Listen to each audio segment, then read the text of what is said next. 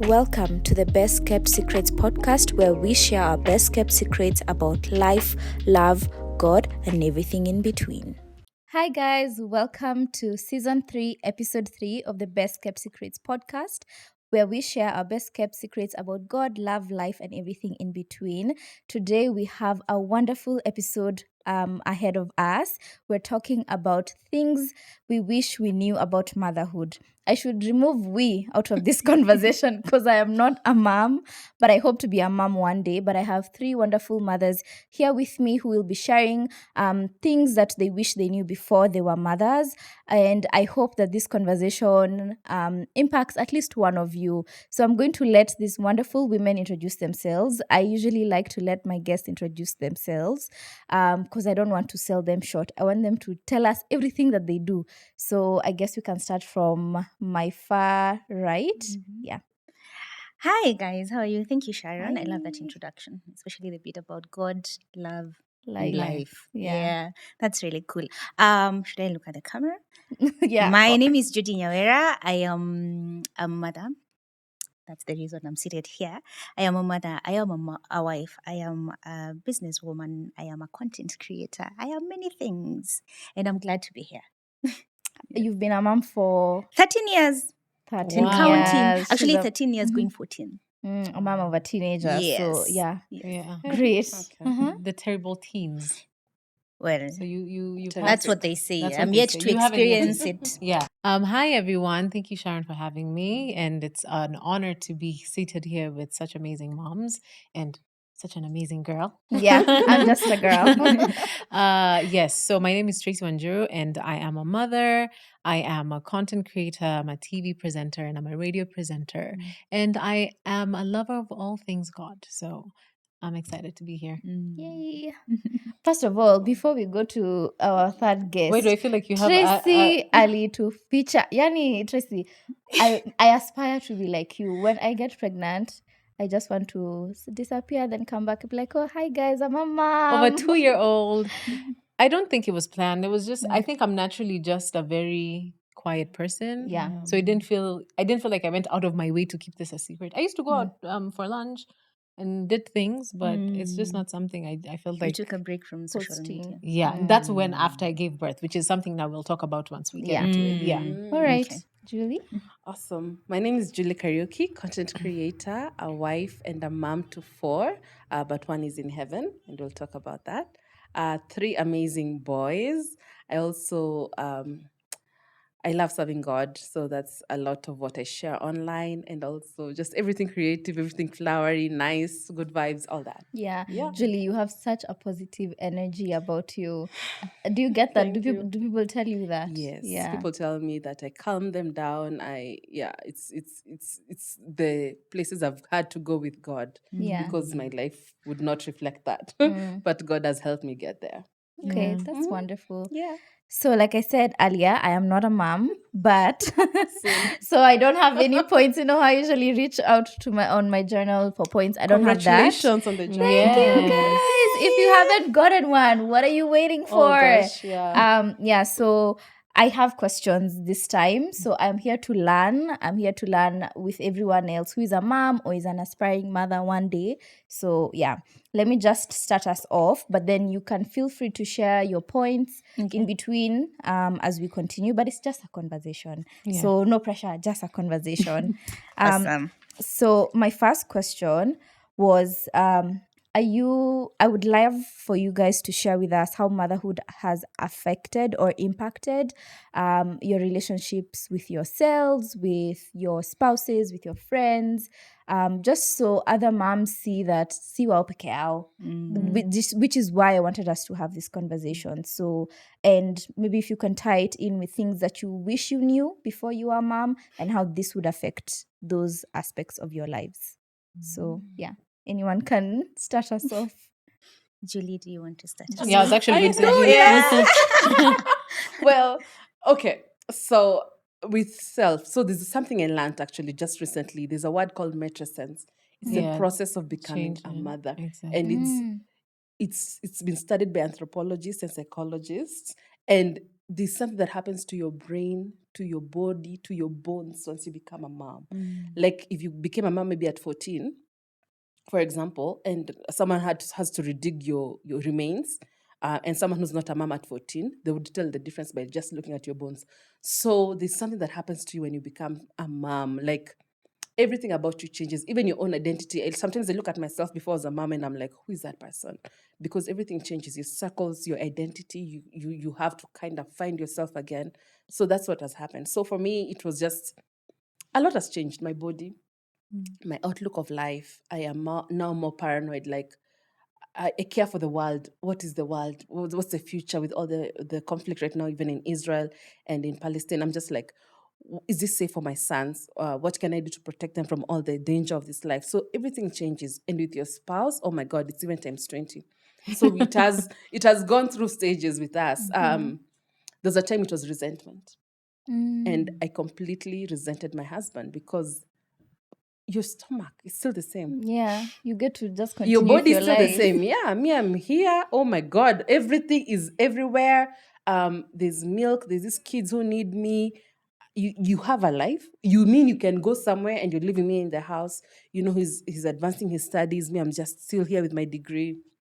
So all that, I started looking at him with that side eye for, oh my God, life is so unfair. And it brought some conflict in our marriage. But now we had to sit down. We had to involve counselors, people who had to sit with us and bring us to a place where I understood that it's a season and soon enough I'll be able to do all these other things. But for sure, it's something that really happens. And also losing friends, getting new ones, the society, the way it embraces you, it's different when you become a mom. So yeah, it's just a whole thing. For me, the biggest thing, transition in my life, and I've gone through many.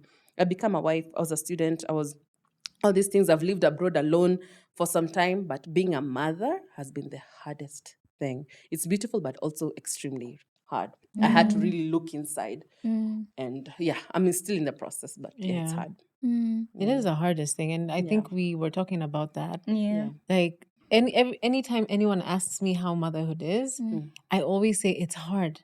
Because it's so hard. very hard. And no matter what anyone tells you before, I'd say, oh yeah, you know, it's the best thing. It is the best thing, but you should set a precedence before that best thing is that it is so hard. Demanding. You know, it's so demanding and it takes a lot from you. Yeah.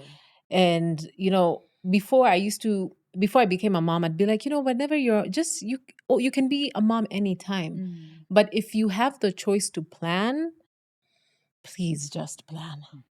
You know, because a lot of things changed. For me, my identity changed a lot, like she said. And it's just finding who Tracy is. Because for the first year, I felt like I wanted to go back to the Tracy I was before being a mom. And it was impossible. Yeah, I she could didn't never, exist she didn't anymore. exist. And I kept Yeah. battling with that thing. I'm like, I want to go back to doing the things I was doing. I want to go back to X and X and X. But it can't. So that brought me a lot of anxiety, you know, some depressive states at some point because you're fighting that going back there, but you can't. You now have a new identity, you have a new path, which is, I'm glad that now I've embraced it, but it did take me some time It's a while. to do that. Yeah. That's true. So for me, I would say 13 years in this thing. So if I was being very honest, I would say it was tough at the beginning.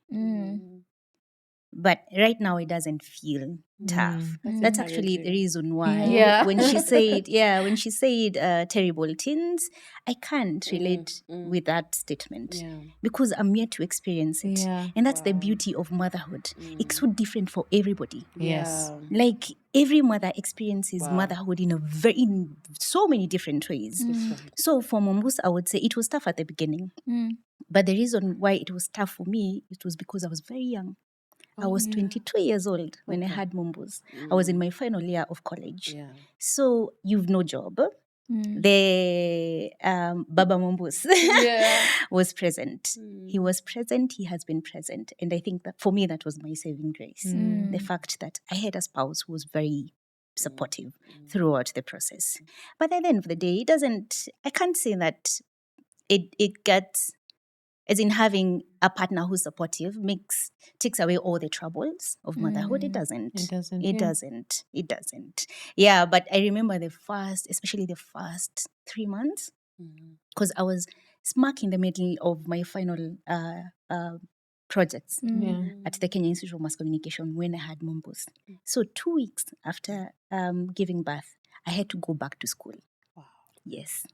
2 weeks. I can actually, when I Yeah. think about that, that's just Anxiety. Yes. Okay. Yes. Because I had completely refused to defer. I had refused to defer because there was an option of me deferring for a Right. whole year. Yeah. But I was like, no. Ni mimi nimejieka kwa hii shida. Utapambana. Yes. Yeah. I'm going to do whatever it takes to do Wow. both, to become a mother and still complete my studies. So 2 weeks after giving birth, that was in January, on the 5th of January, 2 weeks later, I was in school doing my final projects because that was the final term. For KMC, it was terms, it was never semesters. So I was in school for like 1.5 months until end of March, nikamaliza. Wow. And the saving grace also at that particular point is, and it is actually one of my points, is in the people that surround you. Especially when the baby is young, like when we give birth, especially, I think for me, I would say that like the first 1 year, this circle of friends that you keep is very important when it comes to motherhood. is. Yeah. So I had some, my sister-in-law come through for me, my sister come through for me, because you can imagine at 2 weeks, you're not leaving that baby with any stranger. Yeah. I mean, the baby doesn't even want to leave you. Exactly. You know, Yeah. it's So just you like- can imagine that now I'm leaving the house and there's a nanny who's a stranger in that house, Yeah. someone They who's can't even very leave new. the baby to go for a shower. I didn't shower for I don't know how many Yeah, months. after CS, for me. Then I went through the same thing. Yeah. But I do relate with what Judy is saying because even when I gave birth, because I gave birth in August and I had to go back to school in September. So I was like, man, I don't think I'm gonna do this. But then I kept telling myself, like, you've had a series or a cycle of always deferring and never going back. So this time I was like, for the sake of this child, let me just finish. Yeah. Which you did, and you Which I graduated. did. And that's what I was telling you. Like, Congratulations. I'm excited about the fact that I graduated, but I'm more so excited that I did it in the circumstances that I was given, right? So that is, for me, is the biggest thing. Yeah. But the good thing was, yours was harder because you had to go to school. Ours was online. So I'd just turn on the Nini and I'm just like, oh my God, this motherhood thing is so hard. So honestly, those semesters, I didn't do so well as I'd have loved to do, but I was just happy that I was able to show up while still taking care of the baby. I remember even doing some of my exams while breastfeeding and trying to type or like trying to put her to sleep and trying to listen and answer a question or like it was, So man, it you was, deserve a we clap. did it. Yeah. We did Congratulations. You did it. We did it. Yeah, that's quite a task. Yeah. So anyway, I would say for me, it was tough at the beginning, but right now, my God, me, I am living the life, guys. Yeah, because she's 13, so you can do, you can live your life. Like I feel like I finally got my life back. I know. Now I can do whatever it is that I want. It's very scary because the mom guilt, it never goes away. It's so interesting. My friends, as in they sometimes they say they don't understand me because I can't travel unless it is for work. If Mumbus is at home, I can't. And she's a she's a grown-ass woman. I don't know if we're allowed to say She's that. a little Yeah. lady. Yeah, but she's a big girl. She doesn't even, sometimes you don't even care if you're home or not. Yeah, but there's some things that you do, and I don't think it ever, like the mom guilt ever goes away. Because I can't travel. If we're just going out for fun, like that with friends, I can't do that. If Mumbo's is in the house. The only time I can do that is maybe over school holidays when she's gone to see her grandma. That time you tell me today, tomorrow, the other day, we are just out there gallivanting. I am game. So there are things that happen to you as a mother, and they completely change who you are as a person. As Tracy was saying, but then you can never, the Tracy that existed before this baby, that one has disappeared. Completely, Yeah, like you become a completely new person, but I believe a better person. Yeah. I honestly believe I am a better person because of Mombos. She Yeah. has made me just a better human being, like a much better person because of just being there and existing. Yeah. 100%. That's Yeah. beautiful. And the thing is, so when for all those of us now with multiple children, is each child is a new rebirth for you. Wow. Yeah. So my first talk introduced me to motherhood, and then now the second one came, and he's a completely different person who needs me in a very different way and has a very unique personality. So again, I have to discover that, and then you have another one. I don't even know how moms, those who had many children, I don't know how they did it, but it's just a rediscovery every time. So you can imagine where, because I had 4 children in 5 years. Oh my goodness. 4 children Julie, in 5 let me years. just tell you. Let me just tell you. I remember when I had the first one, I said, "You will never get me here again." Oh my goodness. Yeah. So you space them out with like 1 year? So and it was just happening sometimes. Even I can't even wasn't explain, but it's planned, just it was happening. you're like, Yeah. why am I feeling nauseous? You're pregnant, you know. So it was just crazy, and then a lot of grief in there in the middle there, but still, like by the time now I'm done now, because now I'm completely done having children. I look back and, like I said, I can't recognize who I was. And now again, I'm having to go through the whole process of who am I? What did I like? What do I love? What makes me happy? Away from these kids, who am I? You know, who is, so I'm having to go through that process again. And those are the things no one tells you. That sometimes you might not love this life, this new person, and you might have to grieve the whole old person, but that doesn't mean you won't get there, like where Judy is right now, where she's enjoying life. Yeah. But it will take a process because all of these people have taken something from you and all that. Yeah, but it's still beautiful. That's so interesting. And I love how all of you said something about friendships in your points and when you were speaking.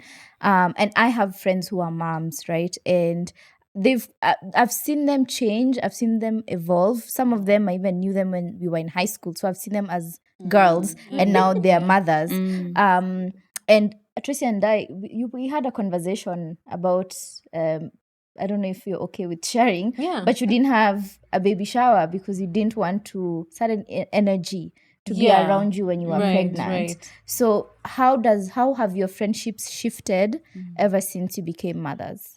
I feel like my friendships started shifting as soon as I found out that I was pregnant. I feel like as soon as I found out that I was pregnant, like there was such a sudden sense of like, oh my God, life is not as easy as we think, because now you're not only protecting yourself, you're also protecting that child. And I think for me, that was such a strong feeling that I had, like, I'm not just going to start protecting them when they're here, but I need to start protecting them when they're in the womb, because they're still a being, right? Yes. So a lot of my friendships shifted at that point. And also I stopped like drinking, I stopped going out. So, also that changes a lot because you're not interacting with the people that I used to. So the people that I went through this journey with are people that I really wanted to be in my life. But also the reason about the baby shower was, once you invite one person, you also have to invite another one, because if that person cares, then it's going to be becomes a whole thing. Exactly. Yeah. So I didn't want that issue of why didn't you invite this person? So I was just like, you know what, let me just not do it. But then also at the same time, with inviting all these multiple people, what kind of energy are we having? Like for me, my baby shower, I didn't want it to feel like a party. Like, people are just drunk.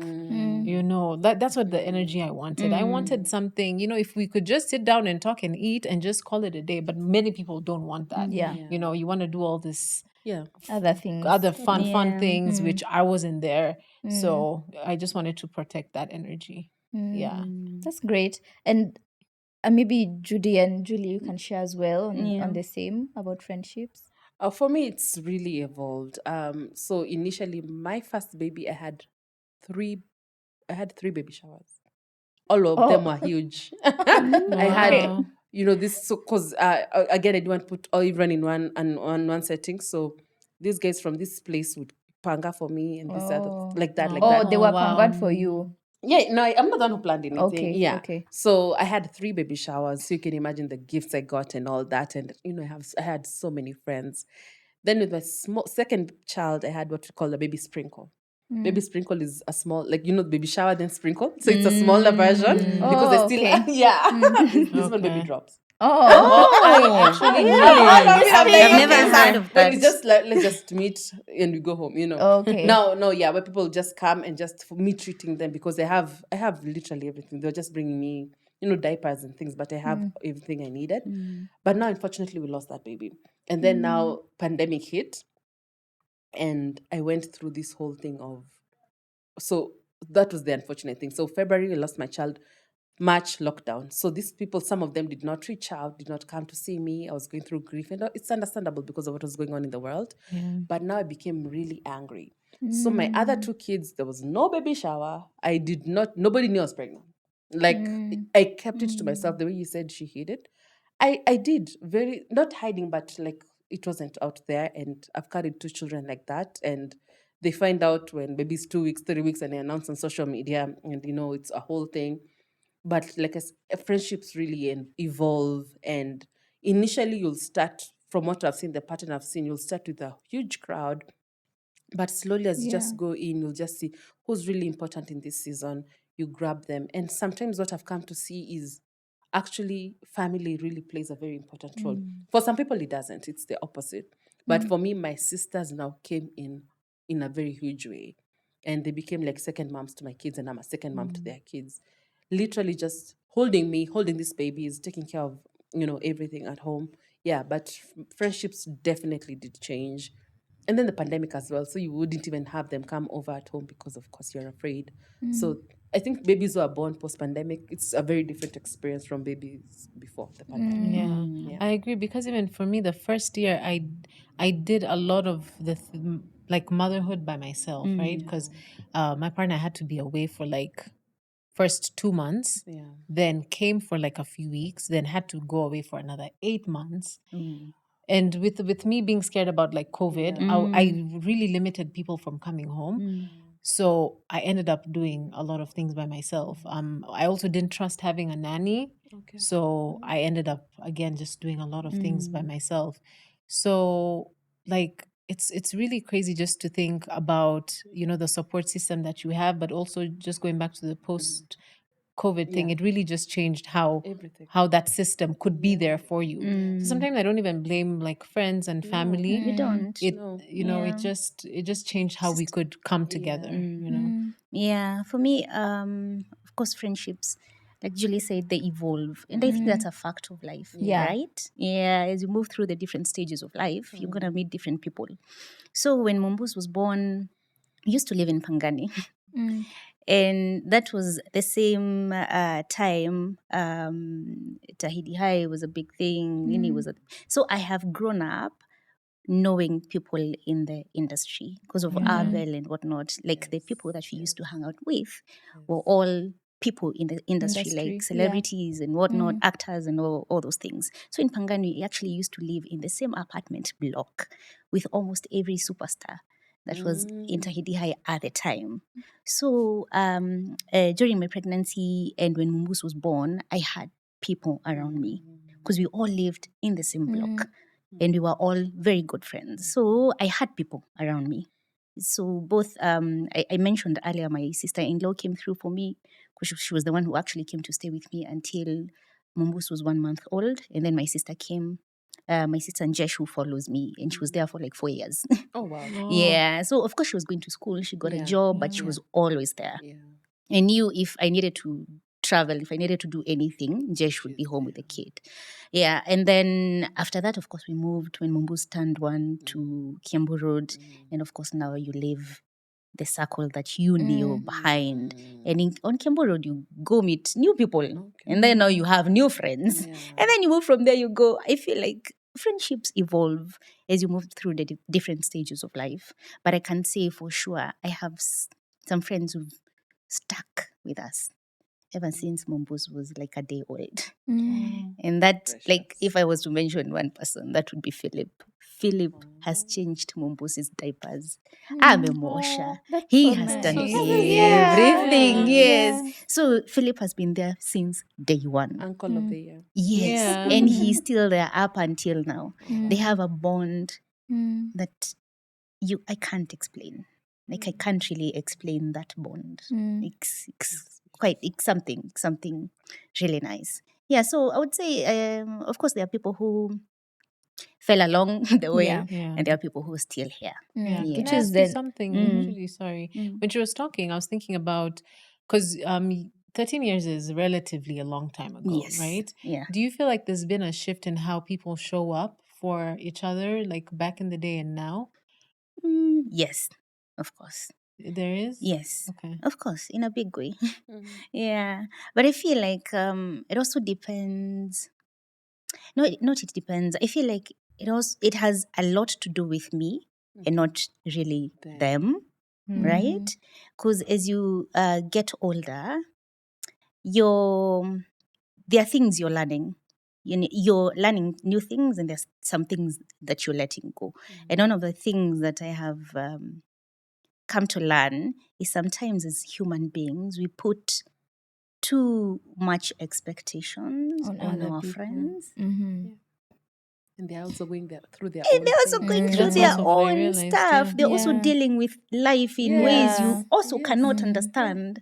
So sometimes I feel I can't really blame if anything has changed, and if there are people who have not showed up for me the way I would have wanted them to show up for me, it is not because of them. It is probably because of me You. And an expectation you have. and the Yeah. expectations I had. Mm. And probably they say sometimes we put expectations on people, and that person is not even aware. You're That expecting you them expect those to things. do Yeah. a particular thing for Mm. you. Mm. Yeah. That's so interesting. Mm. So I have a random question that I've just thought about. Do you actually fall in love with the baby immediately you see them? I didn't. I did for my firstborn, Mm-hmm. but the rest it was acquired love. And I, you know what? It's not acquired at tea. You know the way you can acquire taste? It's not Yeah. like that. But I feel like whatever situation that you may be going through can take away that It can, feeling at for that moment. sure. But Yeah. as soon as maybe you spend some time, and it's not at a long time until you come to love that No. child, but just a Yes. few days. It would be a few days, even hours. Even sometimes. hours, yeah. The reason why I didn't like fall in love with my child immediately was because my birth was such a trip. Like a lot of unnecessary things happened that didn't need to happen. Yeah. So when I was being given this baby, I was so tired. I was just put her like, aside. you guys messed me up, man. Yeah. You know, like I was so angry. Even Yeah. until now, the pediatrician always says, "Hey Tracy, that day you didn't even want to see anyone." Like I was really Yeah. angry. So that affected the first meeting. Because I remember when the doctor brought the baby, it's like, "Oh, here's your baby, kiss your baby." I was like, "Take him to the father. Take them to the father, please." You know. Yeah. So yeah, it doesn't. But a few hours, I did. Yeah, because I think the like TV and social media makes it look like immediately you see the baby, you're like, oh my God, you're crying, I'm so in love with this child. And not everyone has that experience. Not everyone has love at first sight. Some people, especially if you have postpartum depression, some people just don't experience that in the beginning. And I feel like you shouldn't feel guilty as a mom if you didn't experience that from day one. It takes Yeah, some you shouldn't time. feel. Yeah. And that's why even the period before you give birth is also so important and should be really protected because it really does play a lot to now the birth, and then now you get into the pit of the fourth trimester. Yeah. So yeah, that period also really needs to be very protected. You need to be given a lot of love. That's true. Yeah. I remember it was like a week after giving birth. So you're now home before now the second week and had to go back to school. And I remember waking up one morning and just just getting out of bed, standing up, and there was blood coming from everywhere. Because of course you bleed like the first weeks before everything now settles. Oh, me, I'm so shocked. Everyone is like, yeah, you gosh. I was just like, why is there so much blood? Oh yeah. Oh my God. A lot. You bleed a lot. Actually, the pads that you normally use, those pads can't serve Oh, yeah, you they during can't. that time. You need The heavy ones. yes. Okay. Okay, we are not trying to No, push to continue. you, but yeah. And I remember screaming in the house. Like, I wailed like a mad, as in, okay, I wanted to say like a mad woman, but I remember screaming in the house, and I woke up the baby, and the baby started crying and just sat on the floor. And I was like, I can't. I remember Abel coming in very quickly, and Miriam, Abel's sister, who actually had come to stay with us, and the nanny, because we also had a nanny. They all came rushing into the bedroom, and I was like, I can't do this anymore. I can't do it. I can't do it. You take that baby. I don't want to see the baby. Just take her away from me. And later, it's so sad that at that back in the day, okay, maybe let me say back in the day, postpartum was not something that was talked about. Yeah. And it's not even something people knew about. And especially now, you know, like our generation, and the fact that I was so young, like I was 22 You're the years first old. of your friends to get a child. Yes. But I honestly believe I did experience some serious postpartum depression. Like I did experience it, but I didn't know that was what was happening. Yes. And I think also because you've just given birth, I feel like the reason why we don't realize that we're going through either postpartum anxiety or depression is the fact that you don't think you can be the one going through it.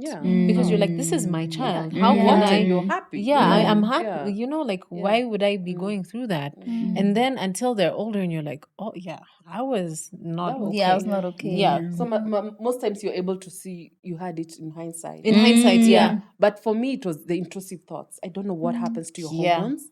And so intrusive thoughts, you're walking down the stairs and you're like, what if I'm this gonna baby drop fell? it. Yeah. What if, you're washing the baby, what if I don't this baby? You know, just this weird, I call it demonic.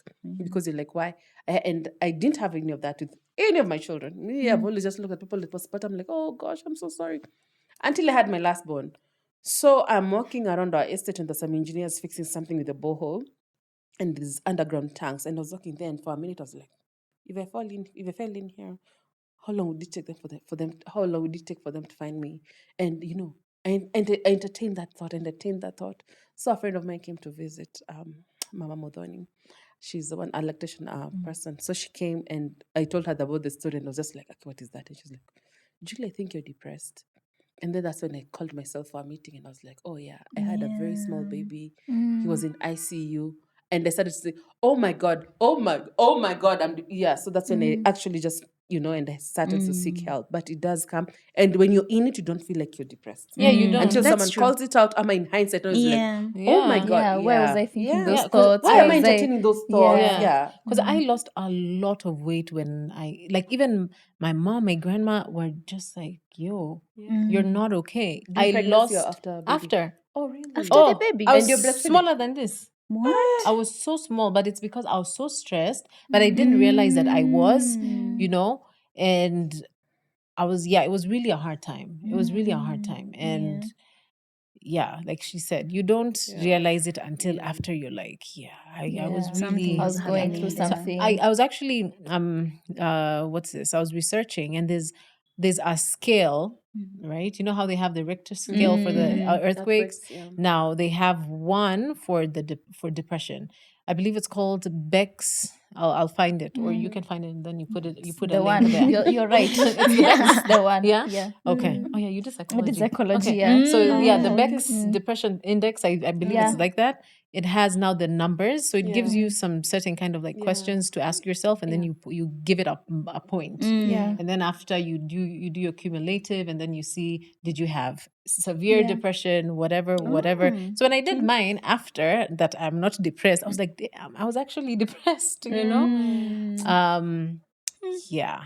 Even if you have the tools now, until I feel like it's something that you realize after, unless you have severe depression that's actually affecting It's how numbing. you're Yes. mothering your child, doing, can't do anything. we've seen a lot of crazy stories of mothers, hurting their children, hurting themselves as well.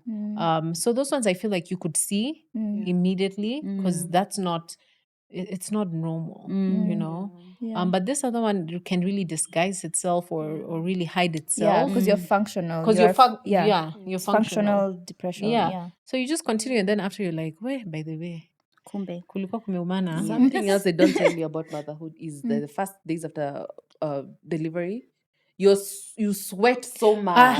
Do you know, And you stink. Like, there's a time I Yeah. entered the car and my husband was just like, babe. And I'm looking at him because I couldn't feel.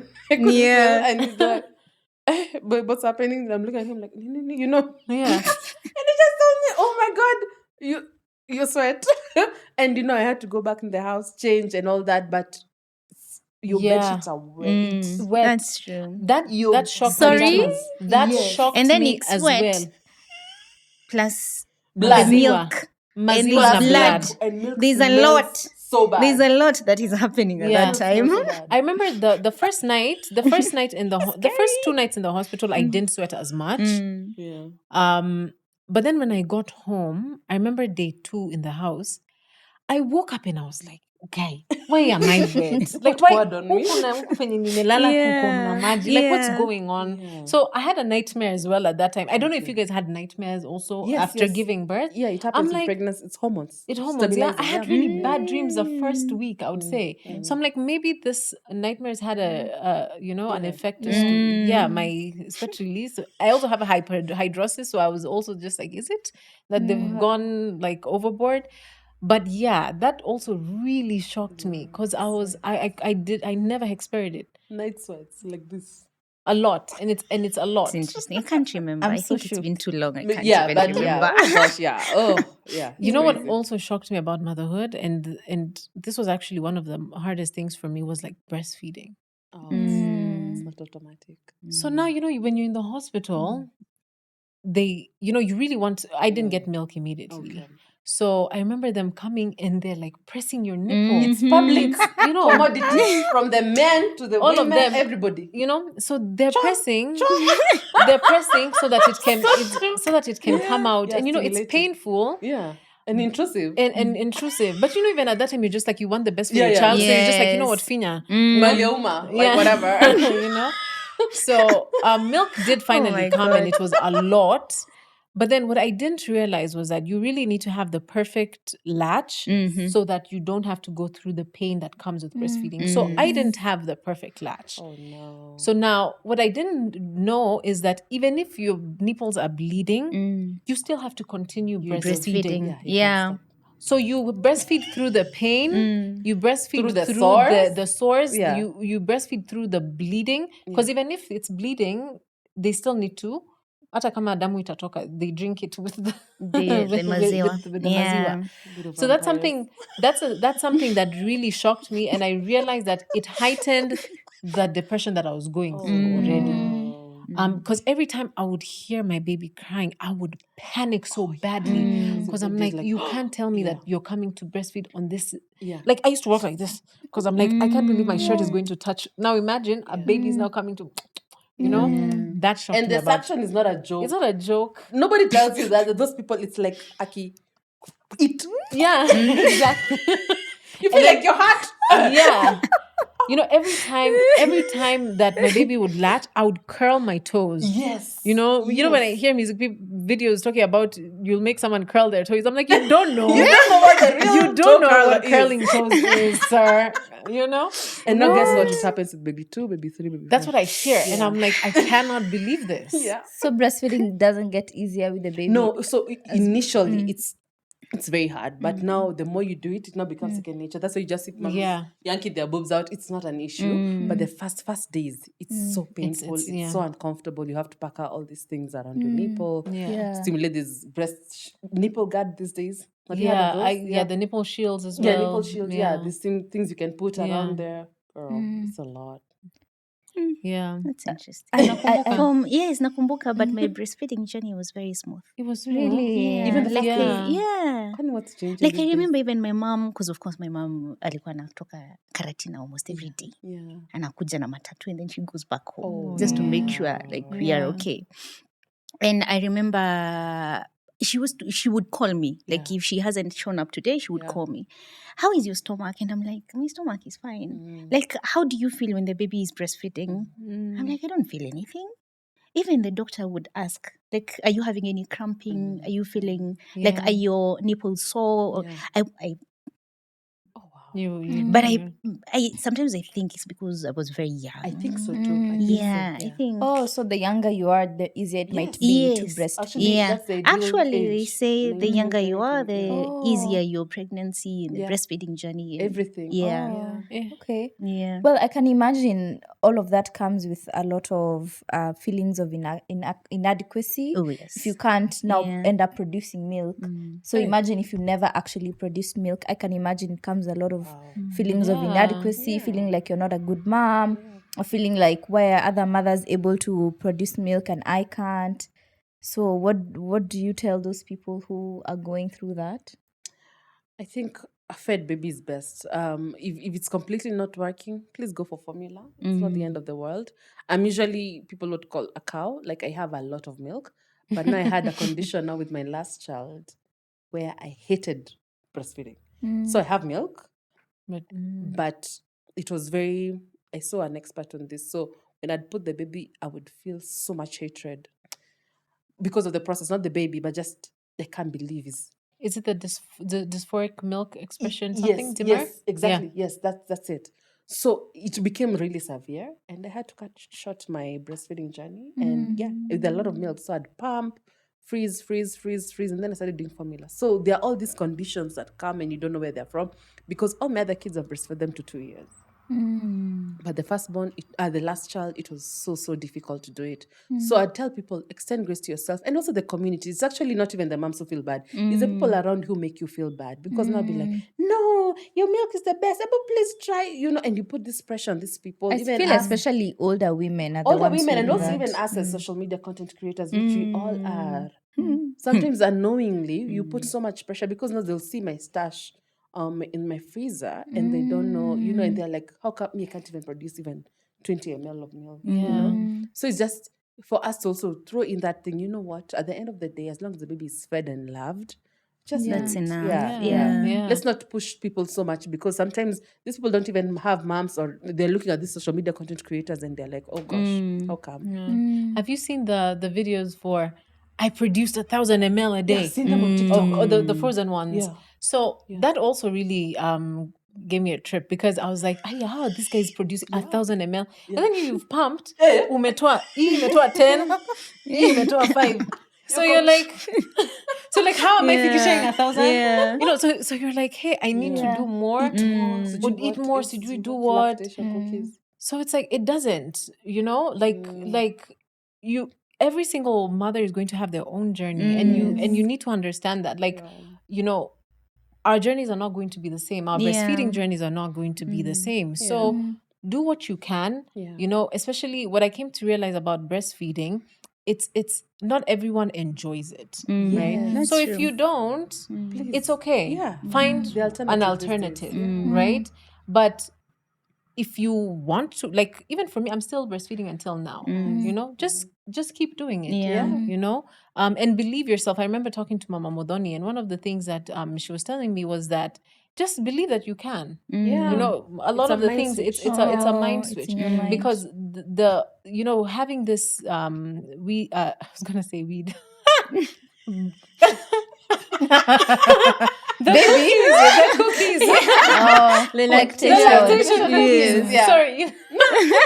Oh my God, I don't take wheat cookies. It's just that, cookies and weed, I Yes. guess. Well, yeah. Yeah, anyway, let's not continue there. But the lactation cookies, they have what you call glucagons. So what it's going to do, it's going to make you produce only when you're taking them. Okay. Right? So if you stop, Then the milk the stops. milk stops, kwa sababu haina hizo glucagons, right? But they tasty at least. They're tasty. I've never tried. No, Have you they tried are. them? They make nice ones. Yeah. With oats and things. Yeah. Yeah, I'm sure They're they quite taste tasty. nice. Yeah. Yeah, but for me, they didn't really work. And again, it's those things for what works for you. Exactly. Yeah. So because now the market now is pushing for lactation cookies, so you have a mom with lactation cookie from every company, but she's still not producing milk. Exactly. And you know why? Because a lot of what I also came to learn in my research, another thing that they don't tell you about You become motherhood, a you become a researcher. PhD. Unasoma. I was actually- Usiku wa manane, you know the way you have Yeah. sleepless nights. What? Uko tu hapo, why am I not producing 1,000 ml? You know? And Where's then my it's- milk blue? Why is You my know, say we had blue milk. Oh my Oh my God. God. No, Yeah. that's Yeah, the or even difference green, between, you Yeah, know? there's green, there's also Exactly. pink. Yeah. Hey, but that Sorry. is for you guys. Back in the day, it's either your Google Yeah. is your mother Is your mother, exactly. or your doctor. mother-in-law. Yeah. Or, Yes, Sisi like tulikuwa beyond researchers. that, Sisi, Yeah. ni hata Hata mimi TikTok you is can't- I was actually watching The internet was not a podcast thing. yesterday, and she was Yes. saying how mid-baby crying, she just pulls out her phone. Why is my baby crying? crying? Yeah. Or That's why interesting. has baby drunk 30 minutes hapa na hapa amekunywa 5? You know what I mean? Like what is the problem with this other boob? Anyway, I don't even remember what I was saying, but don't remember either. So what I came to realize was that I don't know if this is 100% true, but producing breast milk works like demand and supply. Yes. Right? Yes. So if there's not enough demand of breast milk, then your your glands, your milk glands don't receive the communication saying that we need to produce more. So supply inaisha, right? Oh. But if this baby is continually just removing, they're like, we need to keep producing because inatolewa. So you're that's why you're told breastfeed and pump, so that you can your demand is high and your supply is also high. Yeah. Okay. Absolutely. Well, I Wow. feel like me on the other side, I'm just shook. But I want to us to talk about some positive things, encourage us They're because all positive, no, motherhood sounds scary, okay? Well. And it feels scary, it sounds scary. So tell me some things that will make me look forward to wanting to be a mom. Let me tell you, the way those kids adore you. Yeah. Like you walk into the room, they run to you. The way they think about you, when they're drawing, they draw you, they put love hearts, they bring you flowers. Let me tell you, I feel so loved around my kids, and that's why I have so many of them. It's amazing. Yeah. That's great. I love it. Like the way they just cuddle you, they want you when they're unwell. And then, the things that even biology just does, like your milk is able to produce the Antibodies. Antibodies they need if they're unwell. There's just such a strong connection. Like even my son when he's in school, and I'll see in the diary teacher has written that he was unwell during this time. I'll sometimes feel it. I'll be here and be like, something's, there's such a strong connection, and they make you discover yourself. They make you introspect and look inside of you and want to be better, and I love it so much. I love my kids. The process is a bit but I wouldn't trade anything for that. I mean, I can only imagine because I love my mom so much. Yeah, so I'm just like, I can't now imagine having 3 of those And love me like that. Yeah. And something Amazing. interesting is I used to say, like, if somebody asked me to describe how much I love Mombos, I would say it's like, you remember when you were a baby, like a toddler, or like maybe around 3, 4, 5, 6, and your mom buys you a toy, and you can't even sleep, because you want the morning to get here for you to wake up and play with that toy. So it's like having a new toy that you never, ever, ever get tired of playing with. It's so weird. Like you think you love them when they're a week old, but then they get to 2 years and you feel like you love them even more. And then now they're 13 going 14 and the love is just, like you can't describe that feeling. Like it's like you can only understand it once you become a mom. I don't think it's something you can You can't. you can't explain it. Yeah. And even the journey to motherhood, the way you're saying it's hard, it sounds hard, but this is now the positive message, is that every mom who's going to embark on this journey, it is hard, but you will know what to do for your child. That's the crazy part. That's right? true. Okay. Yeah. Like it's just inherent, and this is something. And also the reason why my journey with God was really enhanced was after becoming a mother. Because you look, even yesterday I was thinking about it, and I was thinking about how my child looks up to me for everything. And I was like, this is how it ought to be with God, Yeah. because I'm like, God is a good father, and that's the same way my child looks at me. Like my mom is everything, and having that That's so complete over reliance on me is the same way that I should have with God. So just back to, you embarking on your journey, like you'll know what to do. Sometimes I remember sometimes, especially that few days, they cry. You're not even sure what's going on. Yeah. But let me tell you, you'll figure it out and you'll know what's You going do. on. Yes. Because Yes. sometimes you'll be told, "Si umnyonyeshe, anyamaze." But no, you know it's not that. It's the Something diaper, else. or maybe there's something else, and you'll Yeah. always know. Yeah. So that's the positive thing. You'll always know what your child needs, and That's not because true. you'll prepare for it, but because God has prepared you for that journey. Yeah. Yeah. We've been given the gift of nurturing. There's a time I decided to exchange roles with my husband. This is just 2 weeks after baby has come. And I was like, I'm overwhelmed. I'm running a home. I'm trying to create content out here. I'm just trying to be alive, many right? things. And and I told him, do this whole week. Please just find out what the kids are eating. Liaise with the nannies, what they're eating. They should not ask I'm me for dying anything. because Do the shopping. You know the story that's coming. Do the shopping. Like Mimi, I just want to chill. Like I just want to sit and breastfeed. Yeah. You do everything. How the kids will eat, they sleep, they've gotten enough sun School. outside, all that, take care of that. Told me, sawa, no problem. Let me tell you, he didn't even do one day. He was so stressed out. And for me, now you see what happens now with what moms. It's like God gives you, it's in second nature. You're able to just say, tonight we're having pasta and this, and your home is able to run. This is just a gift God has given us to multitask, to solve. And I think the earlier you embrace it, first you'll remove all the pressure you put on your partner, your husband, and you'll start seeing them as a human, and they're not as gifted in this area as you are.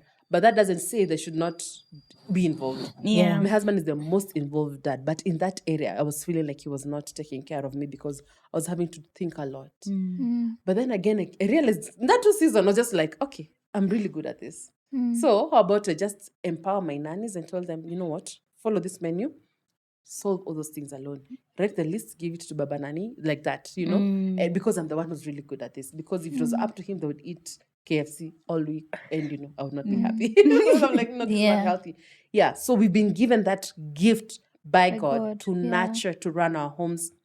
Yeah, the caregivers, it's natural for us. The earlier you embrace it, the better for you. Yeah, that's true. And, Yeah. especially now with social media, we see a lot of, motherhood and like parenthood content where you see the husband ameamka at night, amepatia mtoto Anasaidia mtoto bottle. Yeah. Mama amemfanyisha hivi. alale. Please do not put that expectation on your home, Because you will be very you'll be very disappointed. disappointed, You and will you'll cry. think that your Guy, mi partner nilikuwa nifanya hivyo. Oh.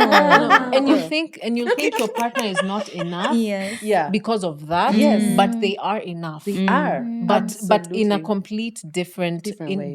way. So don't put that expectation, right? Because it's the same way, and this is how I look at it. It's the same way.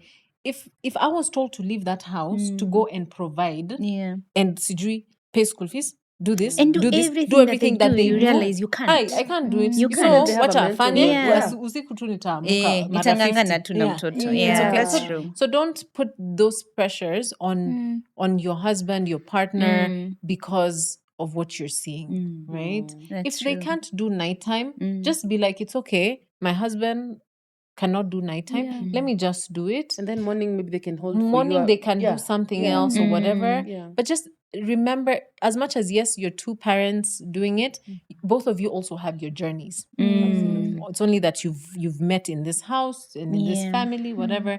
But this person also has their dreams that they want to accomplish, blah blah blah blah blah blah. And also you have that. And don't forget, motherhood and fatherhood are completely different, right?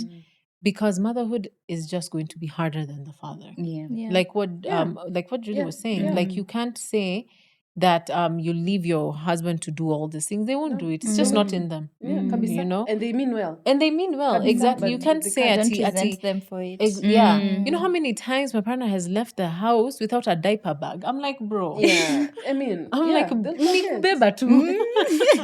You know, but what I've come to realize is it's my duty to make sure the diaper bag is always packed with stuff, so that the nanny will just be like, take, you know, Absolutely. because their head is completely different.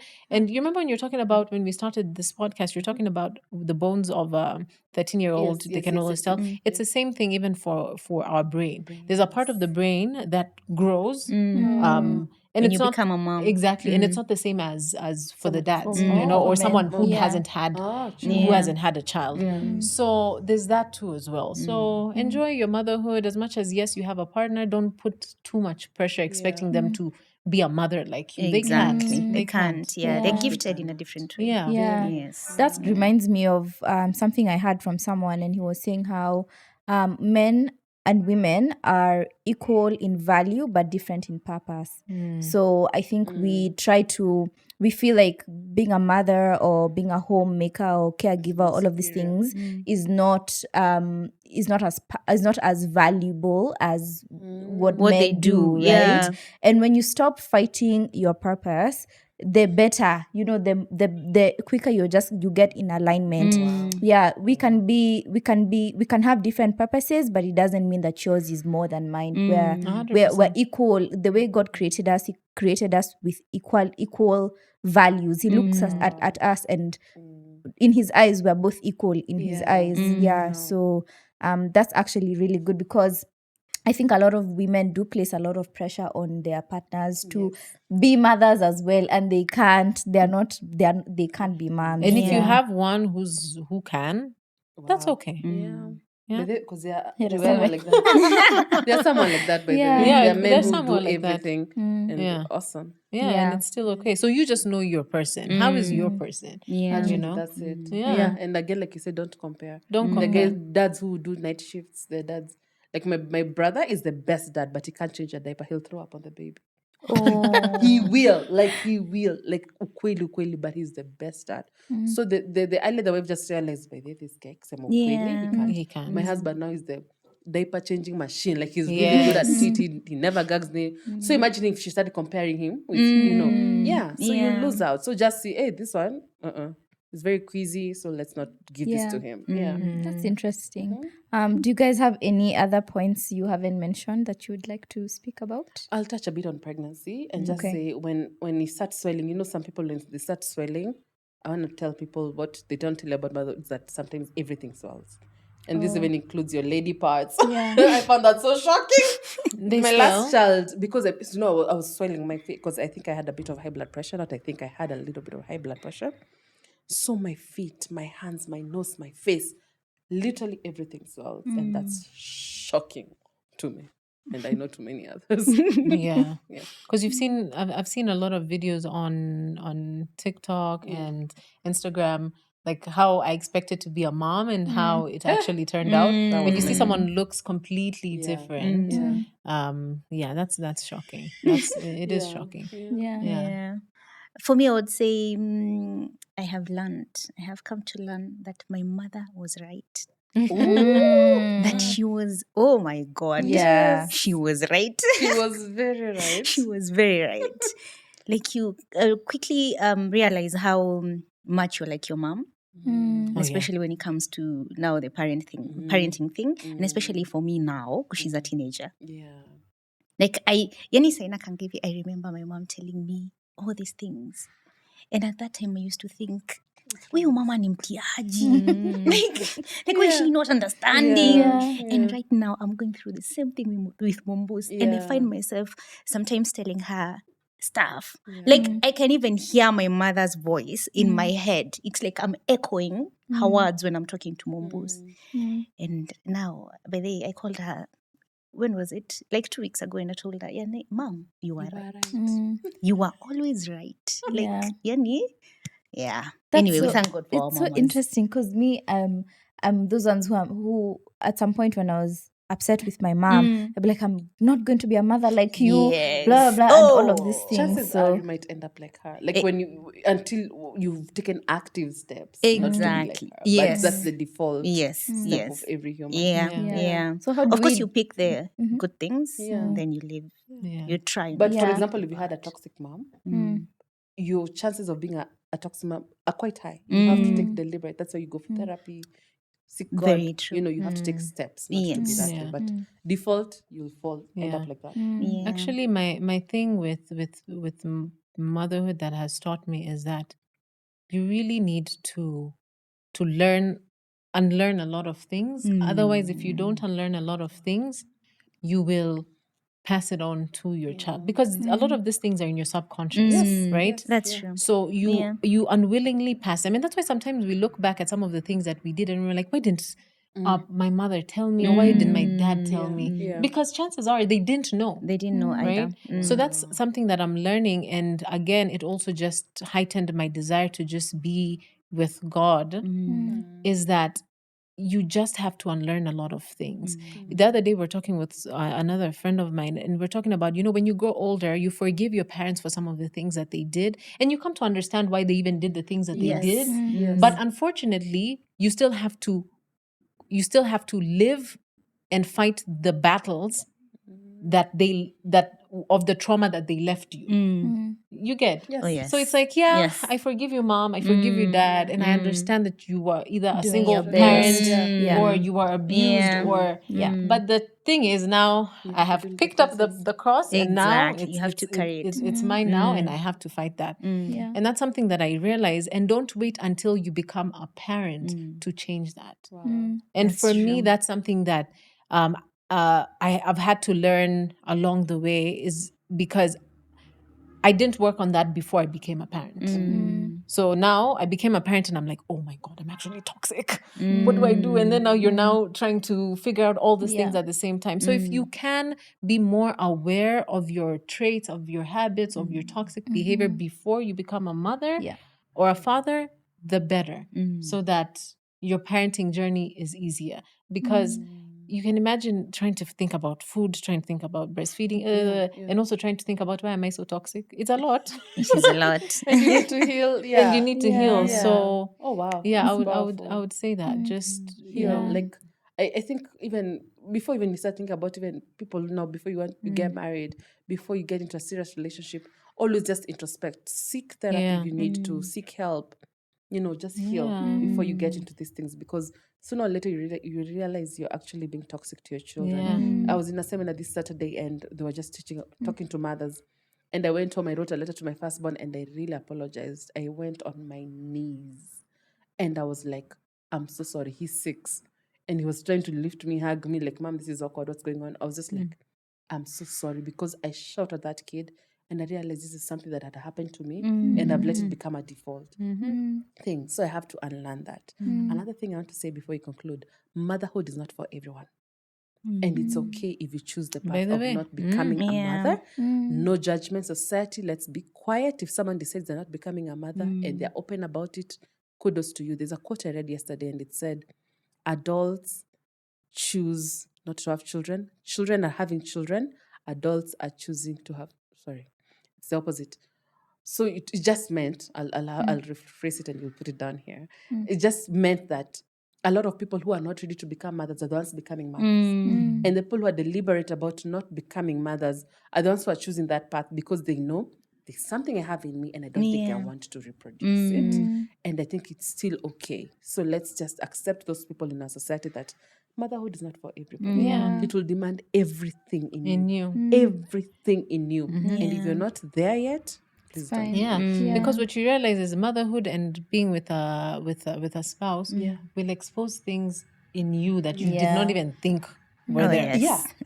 You thought you were kind. Wait until this person wants You are to take everything from you, and you're like, oh my God, you know? Yeah. So yeah, be prepared. Be prepared. And mostly you can't be prepared for motherhood because there's no level of book that will prepare you for what your child will show you.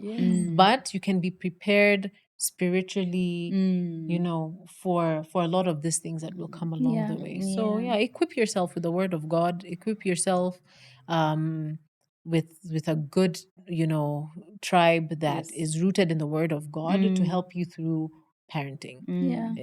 Actually, one of the things that really helped me heal my mom wounds, because I had a lot of resentment and anger towards my mom, was I put myself in her shoes and I was like, my mom had me at 20. She was pregnant at 19, gave birth at 20. She was also in a physically abusive marriage with my biological father. So she was very angry for a really long time and she took it out on me. My brother has never experienced those things. But I put myself in her shoes and I was like, if Sharon gave birth to a child at 20 and she was being physically abused, what kind of mother would she have been? I would have been a lot worse than my mom, and it helped me be empathetic towards her, Yeah. and that helped me forgive her. Yeah. So we've never even had a tear conversation where I was like, Mom, I forgive you. I just sorry. I just I had a conversation with myself and I was like, you know what? She did her best. Yeah. She did what she could have done with the situation that she had been put in. And it's okay. I've had to unlearn a lot of things. I've had to be in therapy. I've had to work through my traumas. And now we have the best relationship because I don't look at her with that anger anymore. I look at her like, you know what? I imagine 20-year-old you and I get it. I get it. You did your best. Yeah. So I think just to add on what you guys are saying, you have to really go through a lot of self-introspection before you have a baby. So you're careful to not pass on those things to your child. Yeah. Julie, could you please share with us briefly, you said earlier you've lost a child. Because I know there's someone who's watching us who's either had a miscarriage or has lost a child, just to encourage someone who is going through the same thing or is struggling with that. Wow. So yeah, it's a position that nobody ever wants. Yeah. So I've had 3 miscarriages and I lost a baby through she was stillborn. She was born sleeping. And it all happened so in a way that you can't really explain. So delivery is a week away when it's elective CS. So you're prepared, you're aware. I was supposed to go do my hair on that day. So I'd just undone my braids and I was about to go wash my hair, but I realized, the baby's not playing too well. Talked to the doctor. It had started the previous night. Talked to him. He told me come in the morning. So that morning, I go to his office, and for the first time in the history of me seeing this doctor, which was like 5 years, he was not in office. There was a colleague sitting in for him. So the colleague lets me lay on the bed, checks, there's a heartbeat, but it's like, you know what, just to be sure, they have to do something called a stress band test, which is they tie some bands around your stomach to monitor the heartbeat. And they do it, and the baby is active for 45 minutes. I was lying down, there's a heartbeat. We are good. So I'm in hospital A. I won't mention the names. So this hospital, I tell them, the doctor now, my gynecologist calls and is like, they're seeing everything is good. He says, because she's just a week away from delivering, let's just take her to theater. And then I tell her, you remember I'd booked hospital B?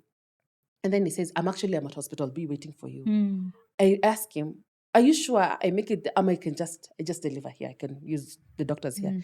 The doctors there say, no, you're good. The baby is fine. You'll make it. I asked, do I use an ambulance? They said, no, this baby is fine. Stop panicking, mama, relax. And my husband was there. So we make arrangement to hospital B. They're waiting for me. And it was just a very short drive, 15 minutes or so. We get to the hospital. And then I'm rushed to theater. Now, by this time, I'm 37 weeks, 3 days. I was supposed to deliver 38 weeks. I'm feeling my tummy is heavy, like a rock, And then the baby had started kicking at this point, even in the car she had kicked. But remember, we had not found out. We had not gotten the name. We are really struggling with the name of this child. And all my other children, we get their names through dreams, through prayer. But this child, for some reason, it was very, very blocked. Anyway, so I'm there with my husband, emergency. They rush me to theater, and I'm like, I need to go to the toilet because I feel like I'm going to have a running stomach because I'm nervous. So in the toilet, I'm sitting there, and then all these doctors walk in. They're like, Mom, you cannot be here. Let's go to theater. And, I didn't even get to do what I needed to do. They rushed me to theater.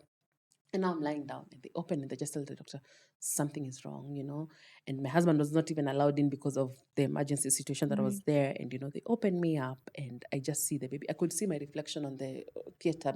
There's a big light.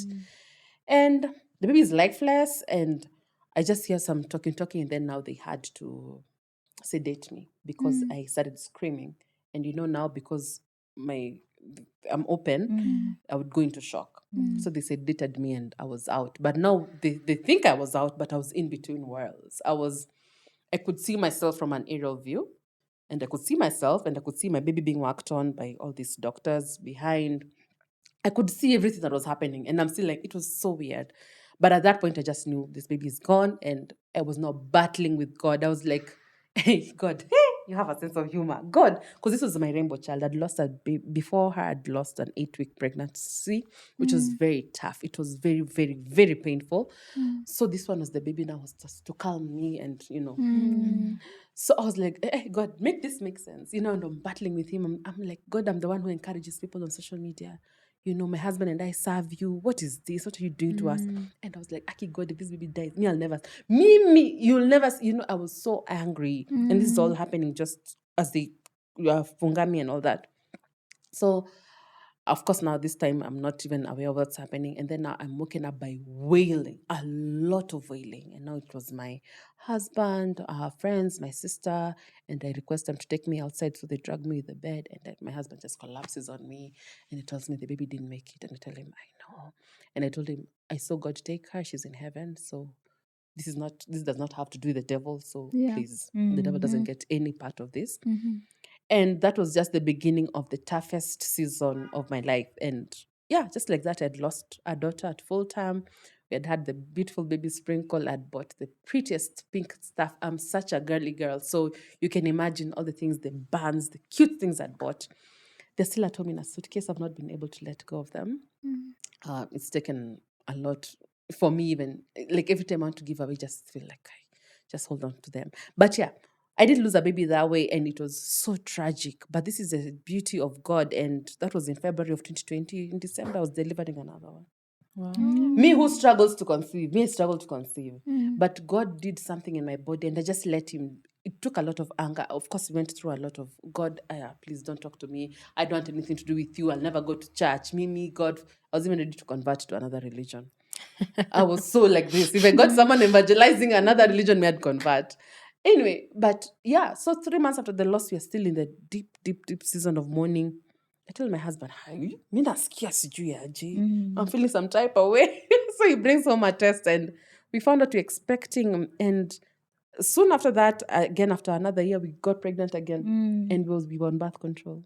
Oh. Yeah, so I'm here just to say God can just shock you. And I had labeled myself.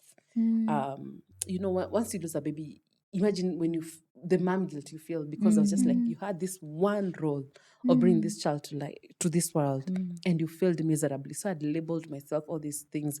I thought I was faulty. I thought my tummy, my womb was a graveyard. Like I'd labeled myself so many things, but now God decided to just do all these other things. Give me child after child. Back I told him, okay, I'm done. I'm good. Thank you. Thank you so much.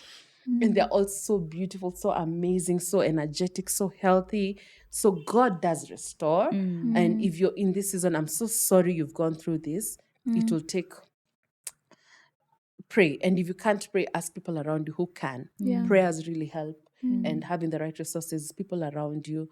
And I took a 1 year off social media. So the whole of 2020, I was not on social media. And that it was still growing for me, a source of income, but I wasn't there. I completely deactivated all my social media accounts just to heal. And now God bless me now, this other baby.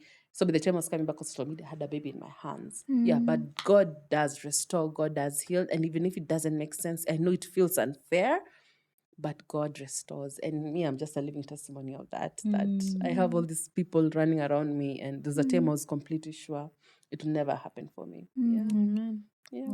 Oh, Yeah. that's such a powerful story. Thank you. I'm so glad I made through that without crying. Yeah, you did well. Yeah, You did well. You did well. And I'm Yeah. sorry for your loss, and Asante. I'm happy that God restored. Amen. Yeah. Yeah. So More that's than so you expected. yeah. Yes, kabisa. Yeah. And even the restoring is not even just a physical child, because you can never replace a child. Yeah. It's the joy. It's the thing that you're saying, positive energy. That's what I was saying. If you knew my story, you'd expect me to be the most toxic. But God just did something in me and gave me so much peace, joy, full of the Holy Spirit. And that's what I just want to share with people. Yeah. Yeah. Right. Wow. Whew, okay, that's a great way Yeah. to end this episode. Thank you Mm. so much, everyone, for sharing your stories. Me personally, you. I'm leaving here feeling like, okay, maybe I can be a mom. Maybe it's not so Baby scary dust. after all. Not baby dust. Sprinkling baby dust on me. When the time When is the right. time is right. When the Yeah, time we'll is be very right. happy. Yeah. Yeah. So thank you so much for sharing your insights. Sorry, I'm so Mhm. sorry to just Okay. cut you. Mhm. You know, when you're talking about you're ready, Mm. right? Another thing that just popped up in my head for any mother who wants to start this motherhood journey, Mm. find a partner to do it with. Mm. It's not easy doing it by yourself because I was raised by a single mom, so I know how hard it is to be Yeah. Yeah. a mother going through all the things that you have to go through other than being a mother. So if you can find the right person to go with you through motherhood, it's not meant for just you. Yeah. Wow. That's true. Yeah. So don't do it as a vendetta to someone, to bring someone in this earth, or just all these different reasons people Yeah. have. Do it with someone. Mm. You'll enjoy it. And That's and true. yeah. They say it takes a community It does. to It raise a does. child. It does. Yeah. It really does. And that's the honor of God. Yeah. That, yeah. But so you just find yourself in that situation. In that situation. And Yeah. it's okay. And Yeah. it's okay. Mm. But if you're able to plan Yes. and Yes. do all that, Please. yeah. Mm. Yeah. That's why I said when the time is right. Yeah. So, yeah, thank you so much, guys, you. for being here. Thank you to everyone who has listened to us. If you're listening to us on our audio platforms, if you're watching us on YouTube, thank you for being here. Please leave a comment. Please share, please like, please subscribe so this channel grows. And I look forward to seeing you or to you hearing me in our next episode. Bye. Bye. Bye.